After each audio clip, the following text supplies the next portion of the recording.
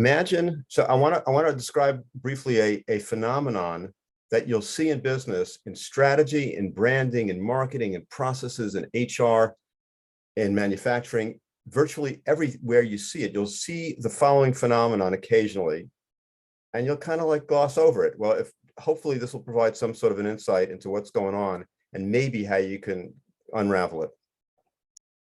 Okay, so this is a phenomenon called structural conflict. Imagine you're in a room and you're moving towards your goals. So this rubber band, like I was describing that dynamic, is you moving towards your goals. That goals might be change, it might be investing in new processes and such. However, as you can see, you've got a second rubber band behind you, this green rubber band, that has this other thinking thing in your head, this unforeseen source, this other factor that you're not quite seeing. So as you move towards your goals, the thing that you really want, let's say it's change.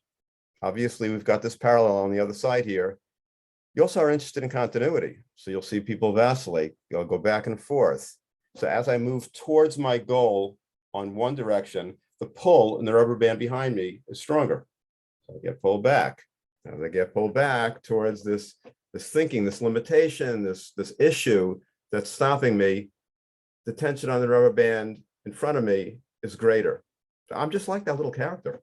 So this oscillation will happen because these rubber bands, these double rubber bands now, are pulling in both directions. The closer I get to this, my real goal, the more I'm pulled back towards this belief that I can't, it won't happen, never happens that way, blah, blah, blah. And then the more I get pulled back towards that limitation or that the downside, the continuity, whatever it is in this example, the more I say, well, wait a second, I really want to achieve that. So what most companies and businesses will do is they don't want to get jerked around so much between these two places. So they'll stay in what my fearless mentor, Robert Fritz, calls the zone of tolerable conflict. So that zone is where I can stand being jerked around. Some people have a narrow zone where they can only get jerked around a little bit. They can only jerk themselves around because they're doing it to themselves.